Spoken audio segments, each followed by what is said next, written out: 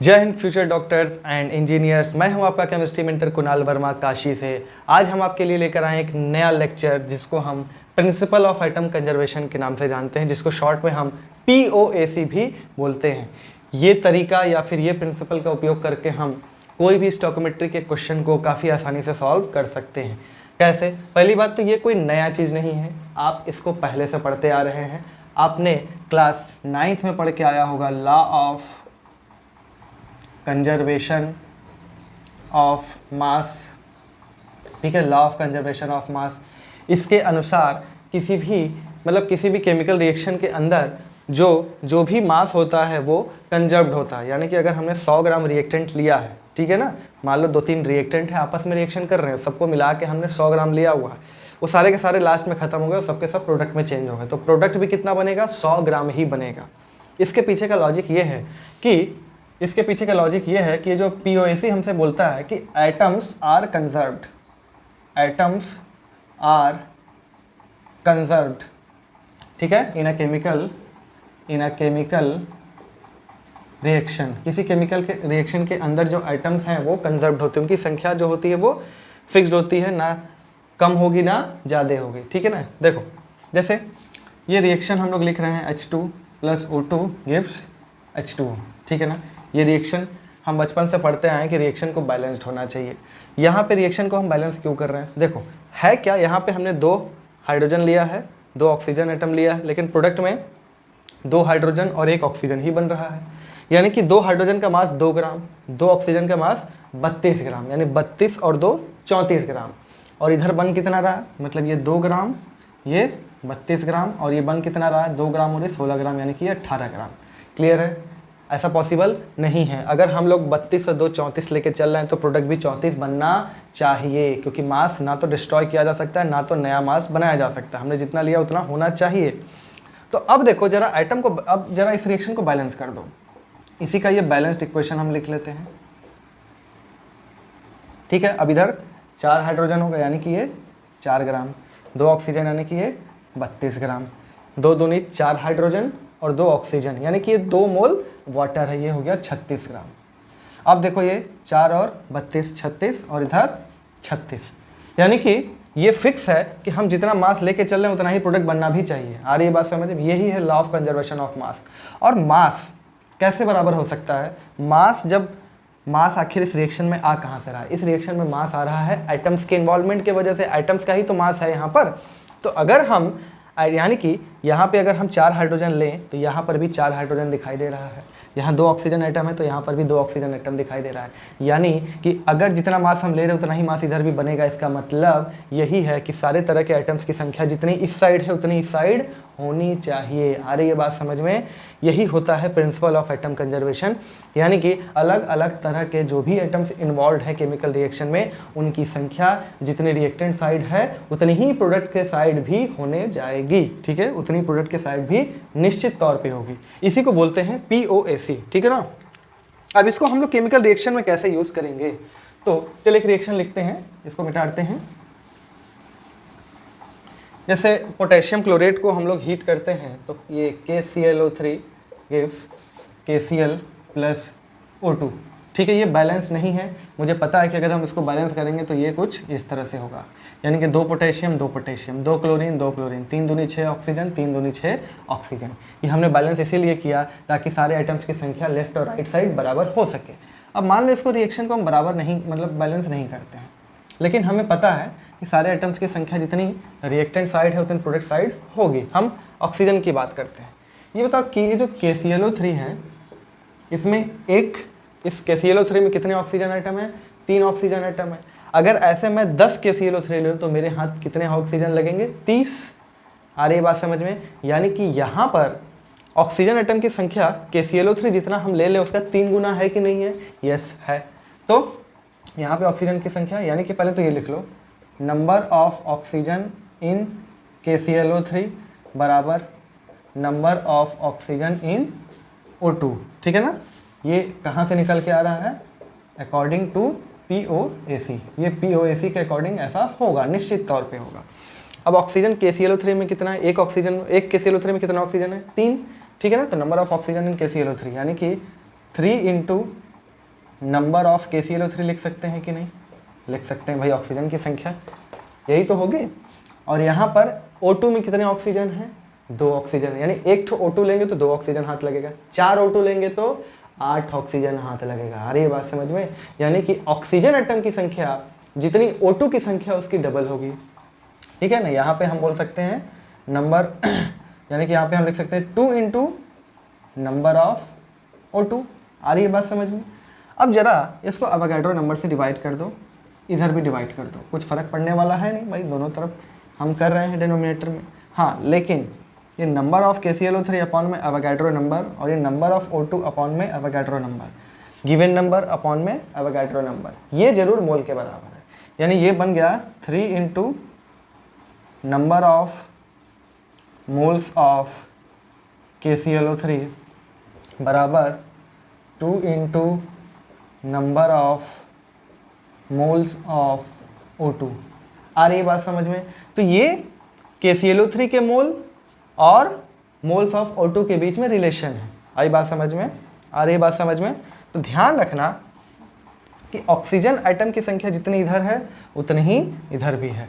तो ये एक क्या कर सकते हैं हम लोग, रिलेशनशिप तैयार कर सकते हैं, ठीक है। यानी कि इसको बस इसको करना क्या है, जो भी अगर हम POAC ऑक्सीजन पे लगा रहे हैं, POAC on oxygen in the above reaction, तो क्या हो जाएगा, बस इस नंबर से मल्टीप्लाई कर दो, 3 इंटू इस पूरे का मोल ले लो, 3 into number of moles of KClO3 बराबर, यहाँ क्या है, जो इधर वाला नंबर रहता है उससे मल्टीप्लाई करते हैं, 2 into number of moles of O2।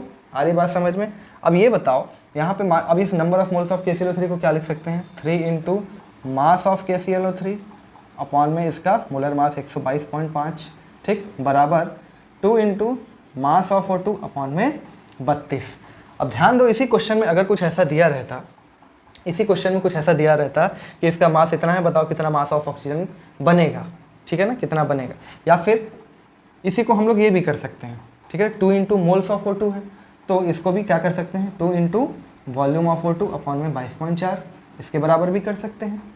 तो बस मोल का हमको ये POAC का इक्वेशन लिखने आना चाहिए। क्लियर? ये है कुछ भी नहीं, ऐसा कुछ भी नहीं कि इसको रट्टा मारना है। इसी लेक्चर को 1-2 बार समझ के देखो, तुम्हें समझ में आ जाएगा, ठीक है ना। तो ये अगर इक्वेशन बन जाएगा तो डायरेक्ट हमसे अगर कुछ इसका मास दे दो, पूछ दे ये कितना बन रहा है, डायरेक्ट ये तरीका लगाओ, ये डायरेक्ट ये फॉर्मूला लगा लो, ठीक है ना। बैलेंस करने की कोई ज़रूरत नहीं। हाँ, ये 3 नंबर, ये 2 नंबर, ये पता होना चाहिए कहाँ से आ रहा है, ठीक है ना। आगे कोई नंबर हमको लगाना ही नहीं, इस रिएक्शन को बैलेंस करने की कोई ज़रूरत नहीं है। क्लियर है? चलो इसको लिख लो, फिर हम एक इक्वेशन ऐसे अपने बेसिक लिखते हैं और देखते हैं कि उसमें हम POAC कैसे लगाएंगे, ठीक है। चलो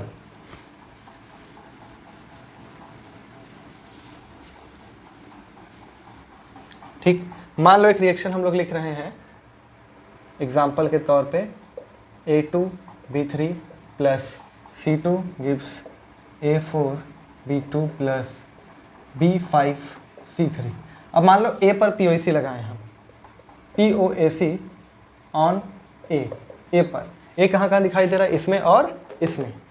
इस नंबर को देखो तो ये क्या हो जाएगा, 2 into number of moles of A2B3 बराबर, इधर A कितना है 4, 4 into number of moles of A4B2। ये एक इक्वेशन बन गया। अब अगर इसका कुछ मास दिया रहे, इसका कुछ मास पूछे तो मोल में मास अपॉन मोलर मास रख के आराम से निकाल सकते हो, एक का मास दिया रहेगा, ठीक है ना।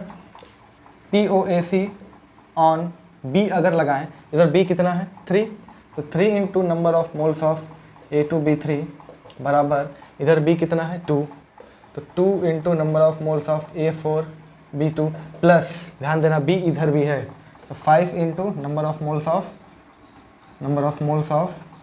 B5C3। ये दूसरा बन गया, ठीक है ना। अरे बात समझ में? अब POAC अगर C पर लगाएं, POAC ऑन C इधर दिखाई दे रहा है, तो 2 इंटू मोल्स ऑफ C2 बराबर, C इधर दिखाई दे रहा है, 3 इंटू मोल्स ऑफ B5C3। आई बात समझ में? ये क्वेश्चन आपको लगाने आना चाहिए, कई बार देख लो इसको। चलो अब हम क्वेश्चन देखते हैं, तो क्वेश्चन में चीज़ें और क्लियर हो जाएंगी। चलो कुछ क्वेश्चन देख लेते हैं, और क्वेश्चन में हमसे ये कह रहा है कि find volume of O2 released by decomposition of 50 gram KClO3। तो KClO3 को डिकम्पोज करो, ये बनेगा KCl प्लस O2। अब हमें क्या करना है, हमें बैलेंस करने की कोई ज़रूरत नहीं है, इसका मास दिया हुआ है, हमसे पूछ रहा है इसका कितना वॉल्यूम रिलीज होगा। डायरेक्ट POAC लगाओ, POAC ऑन ऑक्सीजन, तो ये क्या हो जाएगा, यहाँ पे कितने ऑक्सीजन है, 3। ध्यान रखना जिस आइटम पे लगा रहे हो उसकी संख्या यहाँ पर ध्यान दो। तो 3 into number of moles of KClO3 बराबर, यहाँ पे ऑक्सीजन की बात कर रहा है, कितना ऑक्सीजन रिलीज हो रहा है, बराबर 2 into number of moles of O2। ठीक, अब यहाँ पे मोल्स ऑफ KClO3 को क्या लिखोगे, उसका मास अपॉन में मोलर मास। मास कितना दिया हुआ है, 50 ग्राम, यानी कि 3 इंटू 50 और उसका मोलर मास कितना है 122.5। अब तो याद ही हो गया होगा, ठीक है ना, बराबर 2 into number of moles of O2। अब नंबर ऑफ मोल्स को क्या लिख सकते हो, वॉल्यूम अपॉन में 22.4 भी तो लिख सकते हो, ठीक है ना, एट STP दिया रहता है, ठीक, बराबर 2 into volume of O2 upon में 22.4। यहाँ से जब तुम वॉल्यूम ऑफ O2 को फाइंड करोगे तो ये आएगा 13.7 के करीब इन लीटर। आई बात समझ में। तो ऐसे कर सकते हो बिना कोई बैलेंस किए, ठीक है ना, बैलेंस करके करोगे तो भी वही आंसर आएगा। दूसरा पूछा है find mass of NH3 produced by using 60 gram H2। सबसे पहले तो यहाँ पे अमोनिया बन रहा है, तो रिएक्शन कुछ इस तरीके से होगा, N2 plus H2 gives NH3। कोई ज़रूरत नहीं है रिएक्शन को बैलेंस करने की, बस मुझे पता है कि जितना भी हाइड्रोजन है वो सारा का सारा NH3 में जा चुका है, ठीक है ना। तो POAC अब हाइड्रोजन पे लगाओ, POAC ऑन हाइड्रोजन एटम, ठीक है ना, क्या हो जाएगा तब 2 into moles of H2। Moles of H2 मतलब मास अपॉन में मोलर मास, यानी 2 इंटू मास अपॉन में मोलर मास, बराबर 3 इंटू मोल्स ऑफ NH3, यानी कि 3 into mass of NH3 upon में 17। आ रही है बात समझ में, ये 2 से 2 गया, ये गया 20 बार में, यहाँ से मास ऑफ NH3 निकल के आ गया 20 इंटू 17 और ये आएगा 340 ग्राम। आई बात समझ में, बहुत सिंपल है। चलो अब नेक्स्ट देखो, यहाँ पे कुछ कभी कभी ऐसा क्वेश्चन आ जाता है जिसमें हमको पता नहीं चलता कि रिएक्शन ही क्या हो रहा है, लेकिन एक चीज़ बोला है कि शुरुआत कहाँ से कर रहा है, शुरुआत यहाँ से कर रहा है, और ये भी बता रहा है कि इसको कई सारे रिजेंट्स के साथ रिएक्शन कराया और लास्ट में इसका जो भी कार्बन एटम है वो इसमें चला गया, इस प्रोडक्ट में चला गया। यानी कि हम ये बोल सकते हैं number of carbon in K2CO3 बराबर number of carbon in this product. आई बात समझ में। तो POAC कार्बन पे लगाओ, मतलब यहाँ पे आप क्या लिख सकते हैं, ये जो K2CO3 है, ठीक है ना, इसका पता नहीं कितने कितने चीज़ों के साथ रिएक्शन कराया गया और लास्ट में लेकिन क्या बना दिया गया, K2ZN3 FeCN6, ठीक, का होल ट्वाइस। तो आपको मतलब क्या है कि यहाँ पे जो भी कार्बन एटम है वो यहाँ पे कार्बन एटम चला गया। आ रही बात समझ में। कार्बन पे लगाओ POAC ऑन कार्बन। यहाँ पे कितने कार्बन एटम यहाँ पे दिखाई दे रहे हैं, 1, ठीक, यानी कि 1 into moles of K2CO3, moles of K2CO3 यानी कि उसका मास अपॉन में मोलर मास, ठीक है ना, मोलर मास कितना इसका मोलर मास हो जाएगा, इसका जरा निकालो तो 39 कार्बन का 12 और 3 ऑक्सीजन का 48, 9 9 18 तो 20, ये हो गया 28 का 8, 2 इधर आए, 3 3 6 7 11 12 13, 138 आया, ठीक है ना। तो 1 इंटू इसका मास अपॉन में इसका मोलर मास बराबर, अब ध्यान दो, इसका मास हमसे पूछा है, इसका मास हमसे पूछा है, तो यहाँ पे कितने, पहले तो कार्बन एटम है, ध्यान दो, ये कार्बन 6 है और इधर भी 2 है, यानी टोटल कार्बन यहाँ पे 12 दिखाई दे रहे हैं। आ रही है बात समझ में। टोटल कितने कार्बन दिखाई दे रहे हैं, 12, मतलब इस कंपाउंड की जितनी भी संख्या होगी उससे 12 गुना इसमें कार्बन एटम होंगे।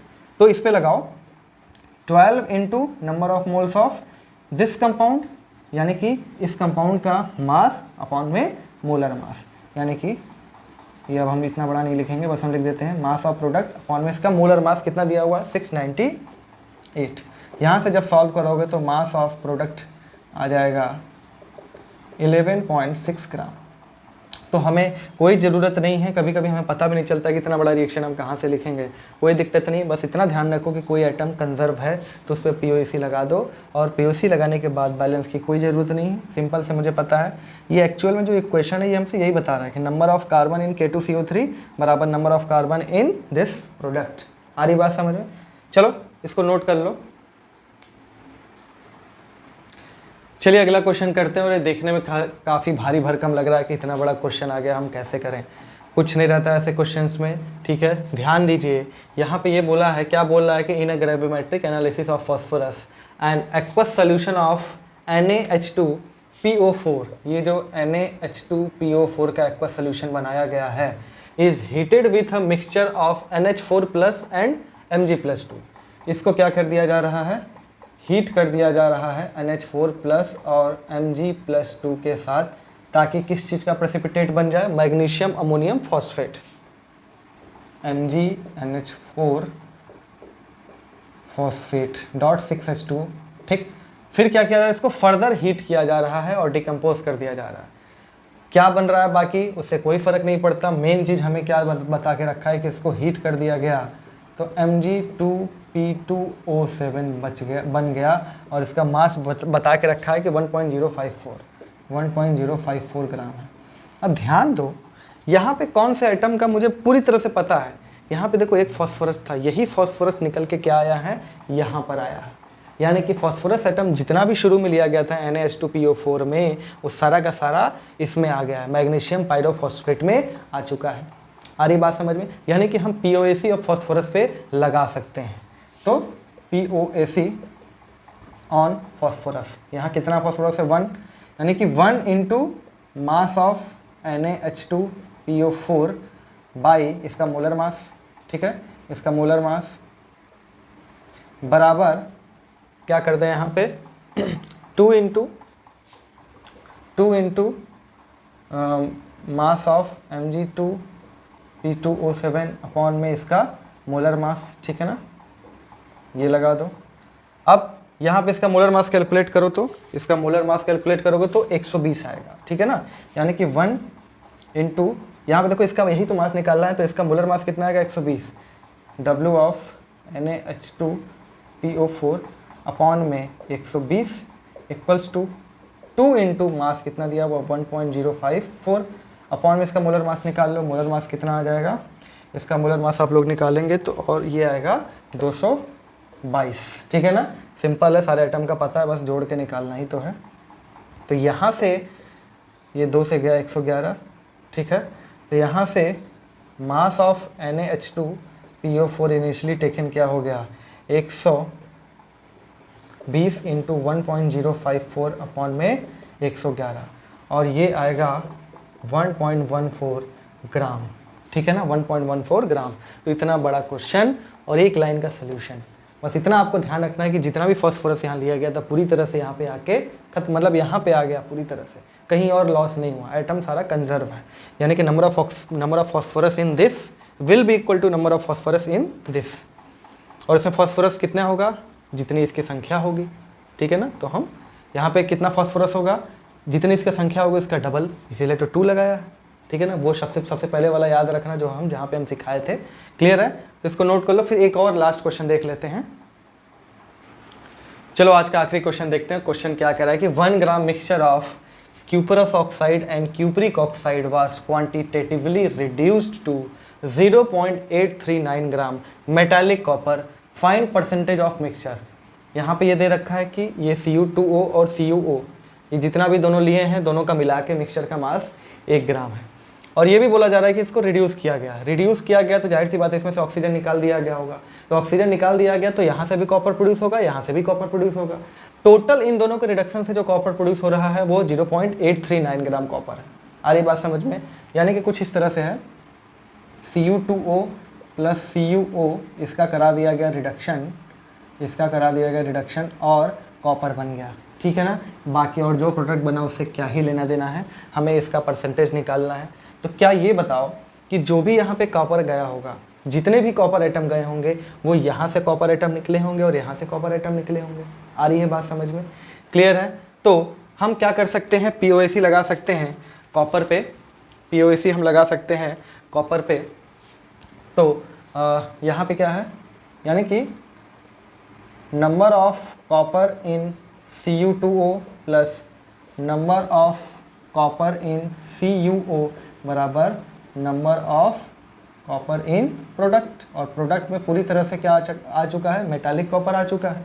तो बताओ, चलो POAC लगाओ, सिंपल सी बात है, POAC ऑन कॉपर। पहले तो एक बात मान लो कि ये जो CU2O जो है, इसको अगर हम x ग्राम मान रहे हैं तो CuO कितना हो जाएगा, 1 माइनस x ग्राम, क्योंकि दोनों का मिला के 1 ग्राम है। ठीक है, तो POAC कॉपर पे लगाते हैं।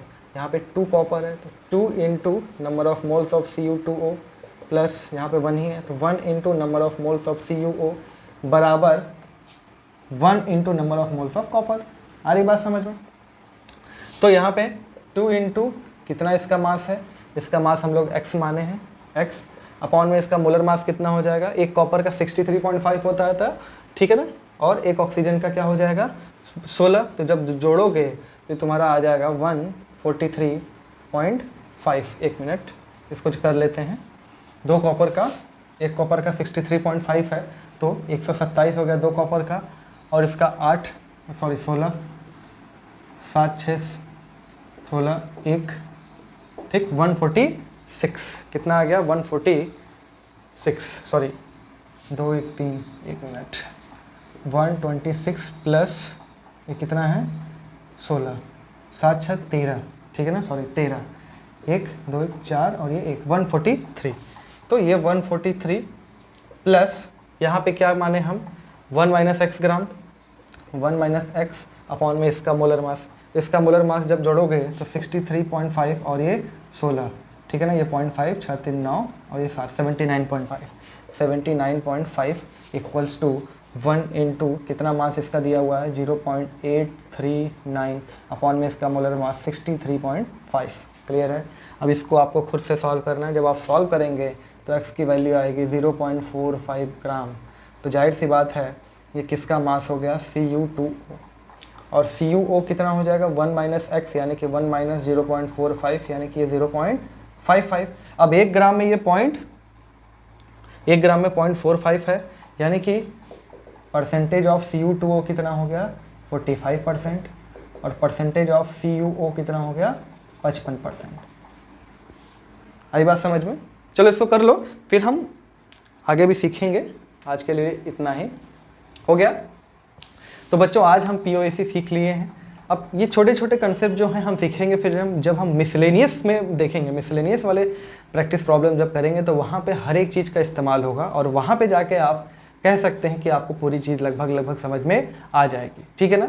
तो मिलते हैं अगले क्लास में, तब तक के लिए जय हिंद।